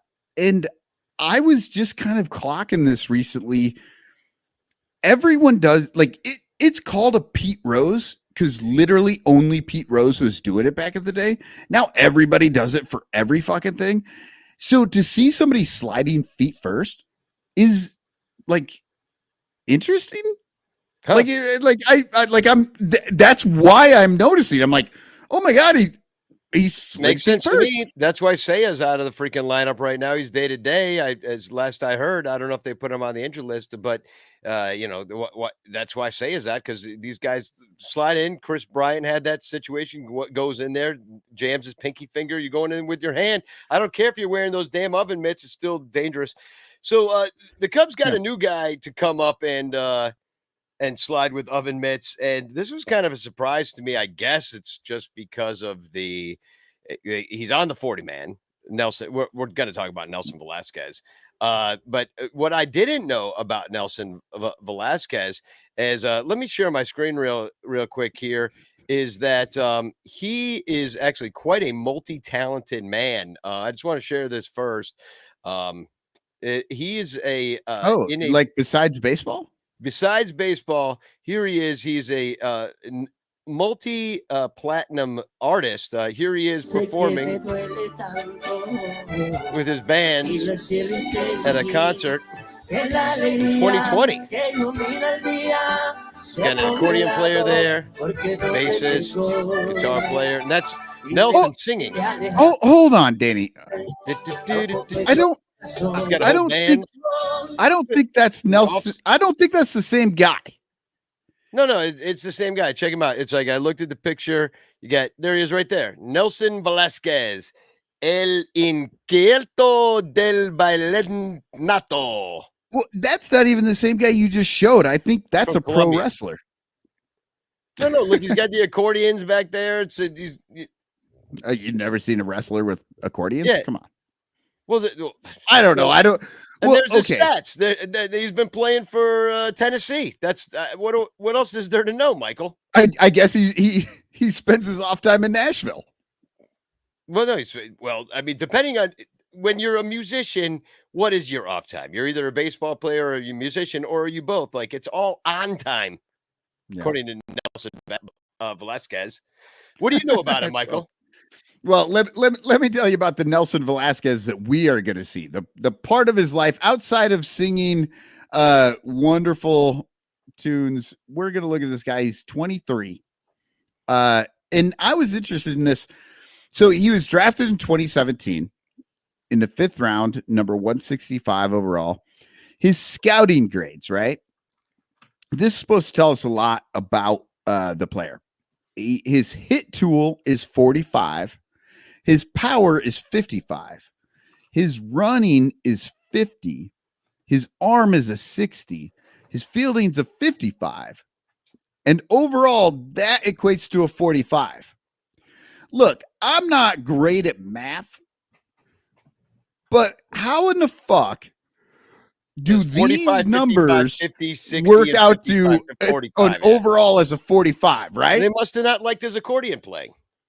they downgraded every time he brought out the accordion. Like, not a fan. And if you're wondering what these numbers mean, because I fucking wondered what they meant, I was like, what does this mean? So I went on to Fangraphs, and there was this article, and it's like, the dude said, one of the main things that I wanted to do when I started writing for Fangraphs is explain the scouting report and what these numbers mean. And let me tell you, do not read that fucking article because it did not explain a goddamn thing. First off, this is the little scale he gives me. It's 30 to 80, right? Who the fuck chooses 30 to 80? And it's not even 30 to 80, it's 20 to 80. But nobody gets a 20 because if you're getting a 20, you're nowhere near the fucking baseball. Right? So, yeah. And then the other thing was, he's like, nobody gets an 80. He's like, scouts don't give people 80s usually. And if you give somebody a 75, scouts get pissed off because you haven't really made a choice. So, then people do a 65, but then scouts don't like that either. So you got to go to the 70. I'm like, what are you fucking talking about? But it looks like it's going to have, an 80 equals a 320 batting average with 40 plus homers and like an 80 tool player. The 80 can run fast and fucking random number. Why isn't that 100 then? That's what I'm saying. Like, they use this shit just to fuck with us as fans. Cause like, it doesn't make any sense. When I see a 50 up there, I'm like, well, 50 is like an F. Average, yeah. I'm in school, and it is average. But if 80's the absolute best you can do, then it feels like 50 then being 40 average. Would be average. Then 40 would be average, but it's not because they start at 30. Which Right. Then, if you go from 30 to 80, it would make more sense that like 55 is average because then you go 25 up and then 25 more up. And then, so like, yeah, you're right. It makes absolutely no sense because the numbers of the 80 to the 30 are completely arbitrary. What does matter is batting average. Like if you're batting 220 and you get a 30 and you're hitting 3 to 5 homers per year, or you're hitting 86 on your fastball, you're basically in high school. Yeah, exactly. I don't know what the fuck and playing Major League Baseball or something, you're very, I don't know how they do it. And it must change over the time as they get older because they're talking about like 17-year-old kids sometimes, or even younger. It's absolute insanity. But if we want to go through Nelson, all we have to do is make up numbers and we can be scouts. Yep. Yeah. Like this guy's is 64. So if we want to go through Nelson Velasquez's tools, the hit tool is a 45. A 45 is technically below average. Yeah. That's a 250 batting average, 12 to 15 homers. And so okay, so hold on. How many players on our team are going to hit 250 and hit 12 to 15 homers? Like, that's below average? That's our whole fucking team. Like, what? Yeah, but what are they basing it on? The minors? Because, like, can I put up another graphic, which is Nelson Velasquez's actual numbers that I screenshotted, which is just like, here's what I think is going on. 18 years old, 2017, rookie league, makes his way through the majors. He never really hits anywhere. He's got a 258 minor league batting average, but he stuck it out for 5 years. They like him. He's hit 57 home runs in 5 seasons. So, what does that average out to? About 10 a year. He hit some home runs last year, though. Like maybe the numbers came up. Maybe he put something together. He really broke out. He broke out in 2021 when he led the system in extra base hits with 45. He had he led the system total bases 191, RBI 73, and slugging with the 496 as he went from single to double A. But the system, exactly, single to double A. So I'm like, led the system, but like facing who? You know what I mean? Like, well, Chris Morel just came up from double A, and I'm all for it. if Nelson Velasquez comes up and does the same thing, and we just have this like endless supply of hitters like the Cardinals did, like I just don't buy it because I've never seen it before out of the Cubs. So yeah, well, anyway, he does play every outfield position, and he plays every outfield position at a plus level, right? So in the power, look at how he exploded the last 2 years. Yeah. 12 home runs already just this year. So like that's why I mean this is the kind of situation where they're just bringing up the hottest bat they have. Because why the fuck not? Which I like to see. But then why would Jason Hayward ever come back to this baseball team? Yeah, and this guy. Okay, so one of the things, the arm 60. That's his highest score. Is the 60? That's a strong arm. Apparently.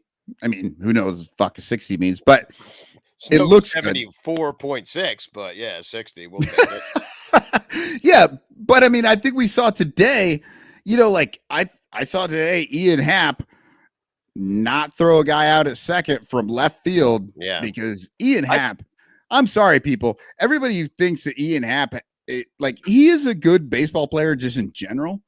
He's got a weak fucking arm, and the guy is a second baseman for a reason. Yeah. Like the fact that he plays so much outfield just boggles my mind. He never plays second base, but yeah, he is technically a second baseman. In my mind, even still to the same. Like, well, he's technically a second baseman playing left field. So or center. Is that all you had on Velasquez? Well, I mean, it'll be fun to see. Like, listen, I'm excited to see these guys, and who knows? Maybe he'll bring out his accordion, and we can really see what he can do out there. So his plus accordion skills. No, but he's a pretty good hitter. He's got plus power. Like when he hits the ball, he hits it very, very hard. He strikes out a lot. I think we've heard about this guy in many different iterations.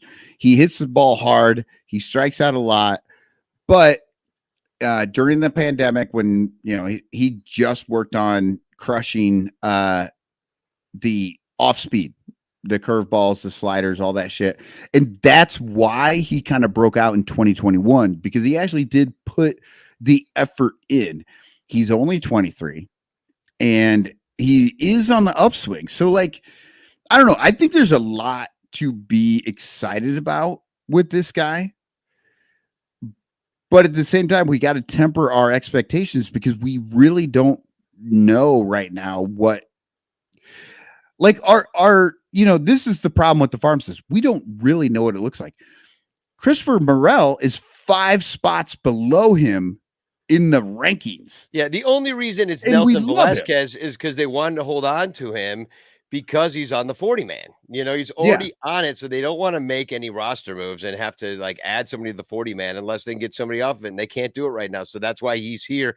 But hey, give the guy his shot. He gets a nice big payday. He can buy pizza for everybody when he goes back down. I'm excited to see him because I think we talked about this in the offseason as well. Fuck these old dudes. I don't want to see them play. I want to see the young guys. I want to see Christopher Morel. I want to see Horner at second base. I want to see all these guys coming up and doing good things. The Keegan Thompsons, the Justin Steeles, like these are the people that if you're not going to win, and trust me, people, 19 to 27, we're not winning. I mean, like we've got one more win than the Brewers have losses. It's not good. So bring up your young guys and give them the opportunity to fucking either blossom or die. I don't fucking mind if they die because at least they're not sitting down there and you're bringing them up later because you're like, well, this is going to be our answer. I mean, Ro Barrels Garcia was down there like tearing up the league too. Like you might have a lot of these guys, but then when they come to the majors, there's a hole in their swing. And David Elliott writes in, so he's Patrick fucking Wisdom. We need 2 of those.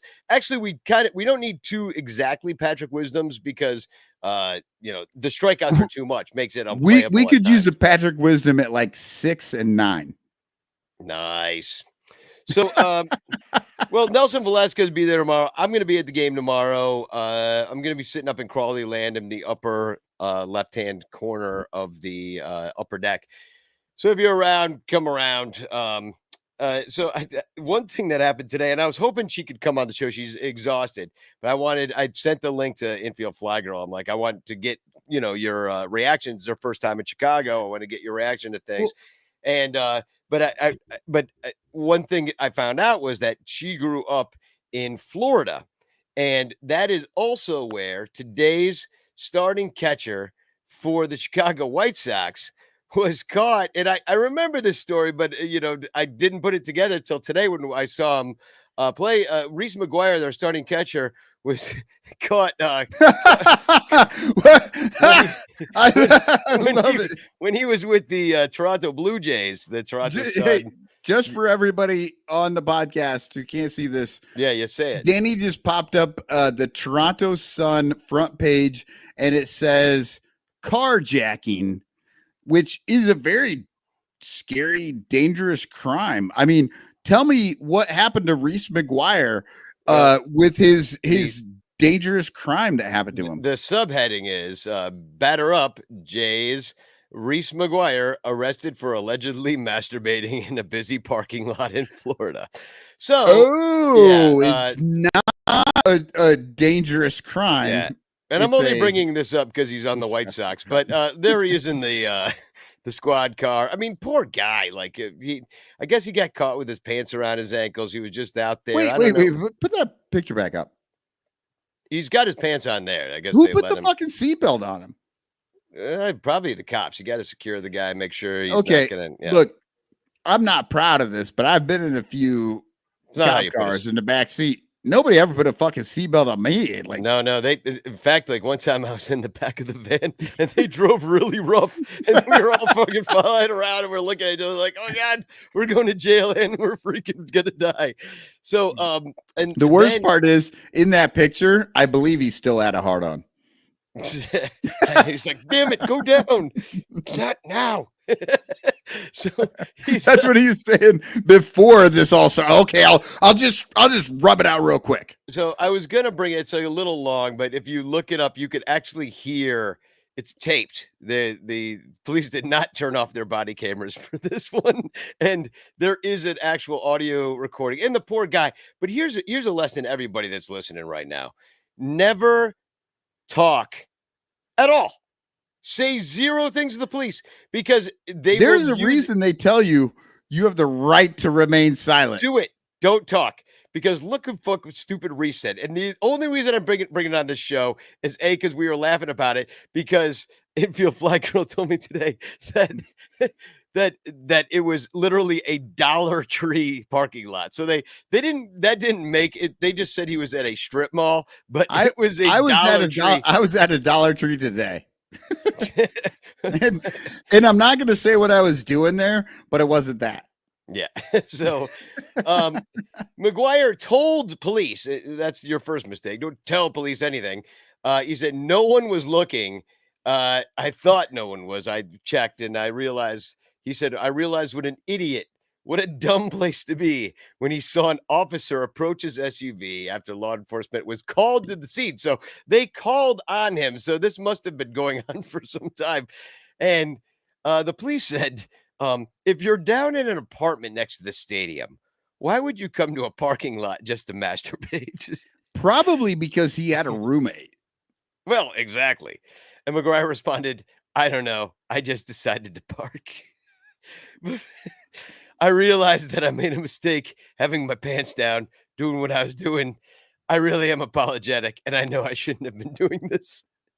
And look, I get it. There are urges, but at what point are you driving down the road and you're like, I can't make it any farther? Yeah, I got to pull over to the Dollar Tree. Yeah, like I don't know what it. I mean, the guy's young. I don't know.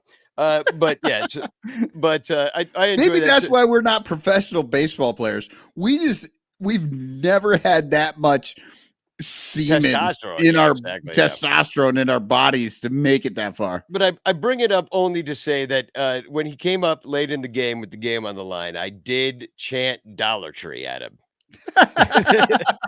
Yes, absolutely have to. Yeah, and I was like, damn, why doesn't this guy play left field? It would be so much easier if I could get to him from the bleachers. He's a freaking catcher now. I gotta like get pig hat guy seats to rag on this guy, yelling Dollar Tree the whole game. So damn it. Yeah. The last story I wanted to get in is you gotta love this. Tommy Pham slapping in the outfield. He's slapping ex-Cub. There's a Cubs related story. Slapping ex-Cub Jock Peterson in the face. Let me share the see there's lots of it. This has been shared over and over again. I'll play this. Like you can kind of see it here in the outfield. He goes up to him. Jock's standing there and just like sucker punches him. And Jock turns around. Is like, what the fuck? Tommy Pham here is playing it again. Goes up to him. He's like, what's up? Now, and then he slaps him in the face. Now, apparently, the whole thing was over. And this was shared, as you can see here. You got Jock Peterson. He's showing his phone to the press. And it was over a GIF of 3 weightlifters with San Francisco, the LA Dodgers, and San Diego, all representing a weightlifter. And the San Diego weightlifter gets crushed under the weight that he's trying to hold up. And apparently, like, what Tommy Pham took exception to that. And it was in a group chat that was about fantasy football, in which Tommy Pham was already mad at Jock Peterson for benching a player or putting him on the injured reserve. And Pham was like, that's cheating. You're stashing players. And so there's all this stuff going on behind. But I guess slapping a guy is how you go about dealing with that now. Like, no, what the fuck, and not Pham? not even slapping a guy when you're there and angry. He's been waiting years for this. He's like, this was looking not at the calendar. He's got it circled. He's like, this was not like, I mean, we're talking about fantasy football here, people. So the best case scenario, this shit was like 6 months ago. Yeah. You know, like there's no fucking way. When are we playing the Giants at home? We just need to we need the Giants to come to Cincinnati. That fucker's getting 5-finger sandwich. And you know what? I've played fantasy football with that asshole. You know, not Tommy Pham himself, but like that guy. You know, it's like just within the rules, but sucks. Yeah, he's like, dude, get the fuck out of here. Nobody wants you. We're just gonna fucking put zeros in the right. Everybody gets a bye because you're a dick and nobody wants you to play. Because listen, people, I'm gonna give you a little fucking advice. We just gave you advice about the police. Don't talk to them. Don't talk at all. Fucking keep your goddamn mouth shut. But then, I mean, you could actually do that in fantasy football as well. But also, being competitive is only good for competitive fucking professional baseball players and basketball players and shit. I can guarantee Michael Jordan might be the biggest asshole you ever meet. I fucking love everything he did on the basketball court, but it's because he's the biggest asshole in the world that he was able to do that. Being that competitive is not conducive to just civilized, wonderful, normal life. You know what's fun? Getting together and playing some fantasy football with your friends. And when your friend gives you some like fucking goofy GIF bullshit, you send back another goofy gift bullshit. Yeah, and just everybody laughs about it. Way. Yeah. You don't fucking sit around and wait 6 months to slap a motherfucker. Like, what? So, all right. That is your life lesson. You got 2 of them in this show. You should really start to support us on Patreon, because we will give you life lessons all day if that's what you need. Well, I don't know if I'm supposed to break this news, but I'm gonna do it anyway. But I've been being told in a chat that Anderson Espinoza is coming up as well. I don't know exactly what that means. I will screen share this right now, and we can just look at it together. of Anderson Espinosa's stats here. Hold on. And anybody know who Anderson Espinosa is prior to this right now? Well, he's got a. He was with the Red Sox. Looks like playing over in Fort Wayne, and then he was. Too bad Lyle showed up just to fucking kick Crawly off and then left again. I know. You can tell us about this guy. I've got it right here. He's a pitcher. I can tell you that. He's 24 years old. He did not play between 16 and 21. Oh yeah, this is the guy that was injured and is coming back. He's older. He's on the he's not 24. How do you not play for 5 years? I think because they signed him when he was 17. But he was injured for a long time, and he was a first-round draft pick. He had a 35 fastball. Yeah, I'm remembering it all now. He was a first round hit 35 fastball. Well, not anymore. I don't know what that fucking means. It's not mile per hour. I can tell you that. But apparently a 7.31 ERA and an 0-4 record, 28.1 innings pitched. Although with 36 strikeouts is enough to get you a call to the bigs. And so Anderson Espinosa from Caracas, Venezuela, on his way to the big show, reportedly from a Twitter chat. So I don't know if he's going to be pitching at some point tomorrow. He's certainly not. He might be playing left field because Ian Happ doesn't have a good arm. Yeah. Might as well, because this guy is a pitcher, like he's supposed to have a good arm. And this in from Michael Cantor too. Not batter up. I read that wrong. Baiter up. No. Michael, I don't think you understand. Batter is what comes out. No, look at this. But look how they spelled it. Bater. Baiter up. Jays Reese McGuire. Yeah. Oh, so I just made that horrible, disgusting joke for no reason. Yeah, exactly. You didn't have to do that, but you did. So I also everybody forget you heard me say that. With all the excitement, Michael Cantor was actually maybe supposed to come on the show tonight because he's got a new article or series that's dropping, I think, tomorrow on Cubs Insider. So if you like the Cubs and you like reading about the Cubs, check out Cubs Insider tomorrow. Michael Cantor's new work. It's like it's a whole new thing he's doing. I forget what it is, but I was gonna have him on, and then all this excitement, and Michael Cantor says I have COVID next week. Actually, he said I have COVID. I don't mean to laugh, Michael, but good God, everybody is just like Michael. I almost feel like COVID. That's the new excuse. Anybody can have COVID at any fucking time. If you don't want to do anything, life lesson number 3. If you don't want to do anything, I got COVID. Everybody will leave you the fuck alone. You just go home. Yeah, I wanted somebody to say, because I wore a mask for most of the game today, because even though I'm out of protocol, like I'm like, I'll just be cool. And I think people are starting to get wise right now too. They're like, hey, I hear my cousin's got it. My cousin's got it. Like, so when they saw me wearing a mask, like, there's like, oh yeah, that maybe would be smart of me to do. But the people aren't there yet. They're like, it's summer. Let's get COVID. Oh my God. I went to a graduation party and the whole family is sitting around in the kitchen.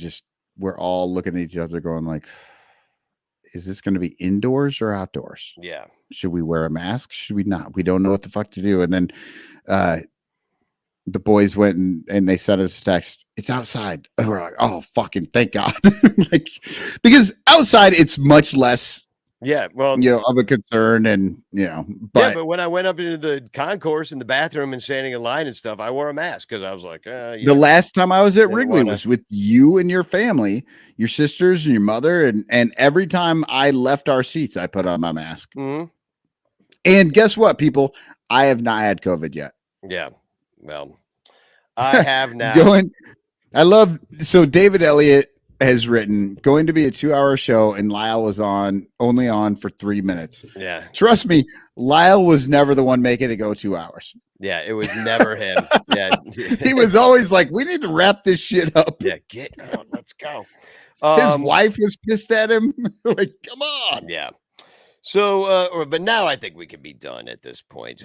We've pretty much hit all angles of what's going on for the last 2 days.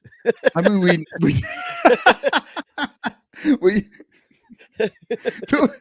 look, people, you know what you're getting when you come in here. This is a fucking fan pocket. We enjoy the fuck out of like talking about the Cubs. So being annoyed with the shit that they do. You will not get any more in depth than this. Right? Like, this is the fucking real deal. I mean, you'll get more math everywhere else. Yeah. And where are you gonna get where are you gonna get background music that's as good as this? Oh yeah. And you know that I dropped some math on you earlier. I said it's a 20 to 80 scale, baby. But then the scale only goes 30 to 80. And then we don't use 30. And we also don't use 80, baby. Yeah. Because or this math is math. It's math. And we saw 8 scores above 45, but 45 was the average. That's George Bush. I mean, it's just math. That's motherfucking Trump, number 45. Oh, right. Yeah, I'm gonna stop playing music because obviously we get off the rails when that happens. Go to intheclutch.com /Sunranto. Use code Sunranto for 10% off on that website. There's a lot of cool Cub shirts there, including the Clark Dick one. Which is really just unwearable. I told that to Billy. I'm like, I can't. What am I gonna do? Like, I can't. Where am I gonna wear that? Like, there's kids everywhere. You know what I mean? Like, and even if there weren't kids, like, adults don't want to see that either. Like what? No, nobody likes you. It is disgusting, and it's amazing that his boss was like, "Yeah, let's do that. Let's go with it." Yeah. And Cub fans, what do they think of us? It what makes me so think of us though that somebody was like, they think that little of us. Yeah, it's so bad. Let's buy do that. This one though. Christopher Morel is a fun guy, or the we need more cups. I like this. The one's on sale. It's only $20. Only $18 if you use the code Sunranto. All right, so let's TFC out of here, and then we'll do the chance. I remember TFC. I forgot about the TFC and the chance. Let's do and then chance. You want chance there first? Yeah. Or? No, we'll TFC first so I can forget about the chance again and piss everybody off for fun. Okay. All right. I will go because mine's not super strong, but I did enjoy it. This came from the Reddit Shy Cubs subreddit because, I mean, come on, whenever you get that many Cubs fans, it's going to be a little bit of a shit show. But this guy, the fake Tim Shady, says, the pleasure is greater than the pressure. The newest thing that cracks me up about this fan base and the people who covered the team is saying that there's a roster crunch. Yeah, totally. You literally have maybe 6 guys worth their jerseys. Simmons, Ortega, Frazier, Hermosillo, VR, Hayward, Gesellman could go tomorrow and you'd forget they were ever here. And then he actually responded to himself because I guess he felt like he had to clarify. He did get funnier though. Like, this is a good line. Yeah, he had to clarify what he was saying. I don't have room for any furniture in my apartment. I'd have to get rid of some of my 60 ferrets. And I think that makes the point so much better than the first one. I totally agree. Yeah, roster crunch, quote unquote. So they're gonna have Pride Night and in Milwaukee, and I wanted to bring this on when Eric Wielo was on, because here's the thing: is I used to go. This show's been on for 10 years. I used to go to find these flexing cubes to every time I saw like a Pride Night or something like that, I'm like, oh, this is gonna be all these fucking dudes are gonna be screaming out of their faces about this shit. Dude, the BFIB is the worst. But surprisingly, there wasn't much there. And that is a good thing. That means that's a great thing. Yeah. So that means we're moving in a society in the right direction. In fact, this is what happened. So there's this guy, and they're having Pride Night, and on Pride Night, they're giving away a clear mini backpack, which is regulation to bring in because now apparently because of COVID, you can't have big backpacks anymore, which makes you have to be able to see inside of them. Yeah, because you might have COVID inside your and bag. if it's clear, hiding. Yeah, if it's clear, you'll see the COVID hiding in there. Yeah, exactly. So anyway, like we have all these dumb new rules, just like after. I know a lot of people that listen to this show weren't around after 9/11, but all of a sudden they're like, "Hey, bunch of guys threw planes in buildings, so now you have to take off your shoes," and you're like, "What? Why? What does that have to do with anything?"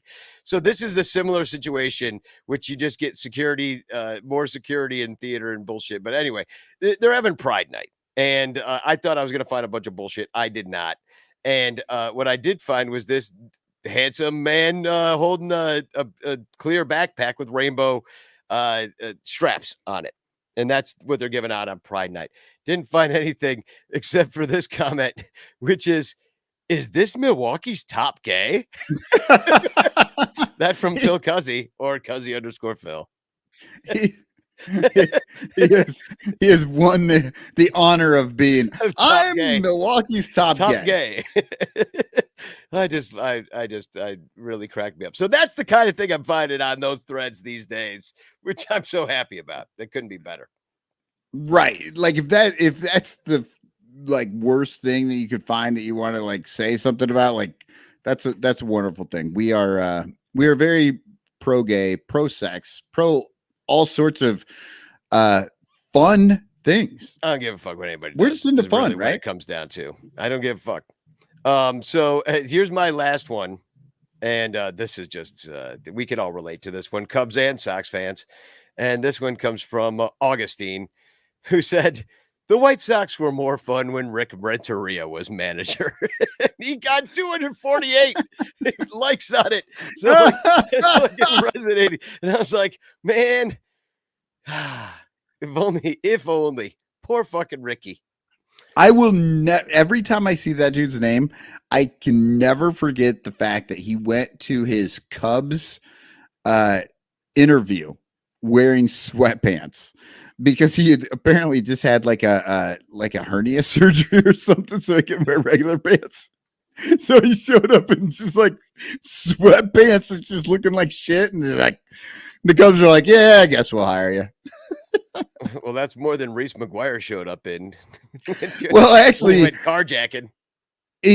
Reese McGuire would have been better off if he had been wearing sweatpants, because he could have just pulled those shits up and just been I wasn't doing nothing. I was adjusting. Yeah, come on. It's hot out here. It's Florida. Yeah. You know, and if you look at that transcript, yeah, you look at that transcript and he's like, "Yeah, I'm sorry I had my pants down." Is this like, I don't know, a 6-year-old peeing at a urinal? The fucking pants are all the way at the ankles. I don't know, people. I can masturbate without taking my pants all the way off.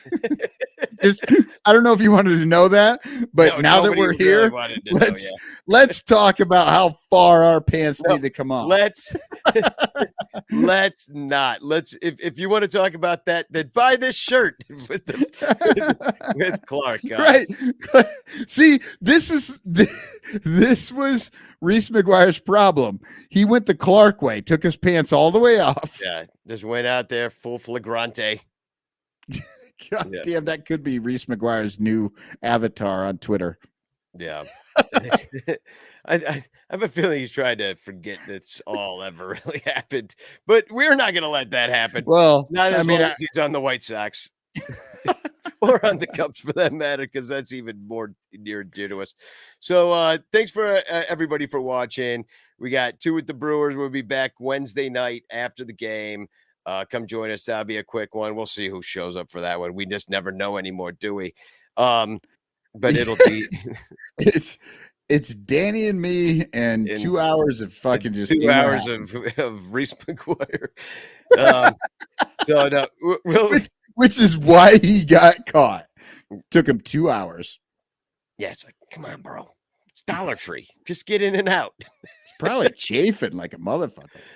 So I'm going to play the Stro song again, and then that'll be the end of our show. So thanks for showing up. Spookog, everybody. Spookog!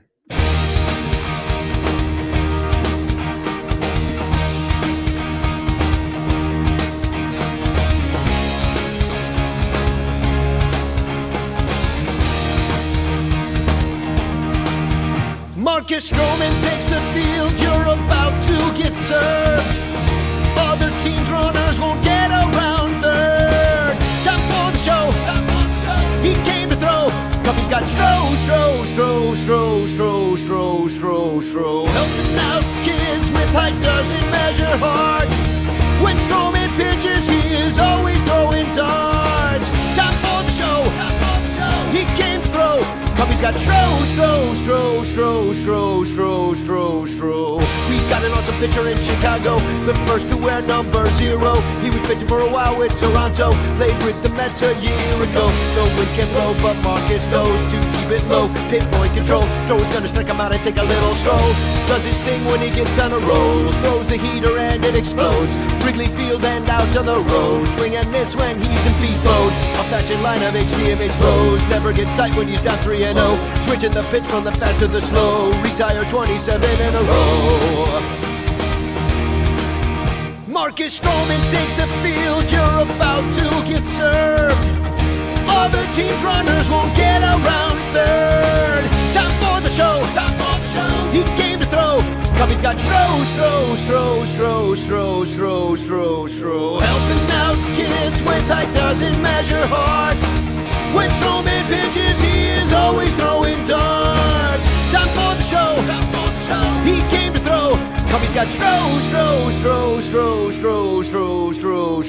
We're going to root for Marcus Stroman. He's got millions of fans across Chicagoland, cheering up in the stands. Don't make October plans. We'll be World Series champs, 'cause Marcus is the man. Marcus Stroman takes the field, you're about to get served. Other teams' runners won't get around third. Time for the show. He came to throw. Cuffy's got Stro. Helping out kids with height doesn't measure heart. When Stroman pitches, he is always throwing darts. Time for the show. He came to throw. Cuffy's got Stro.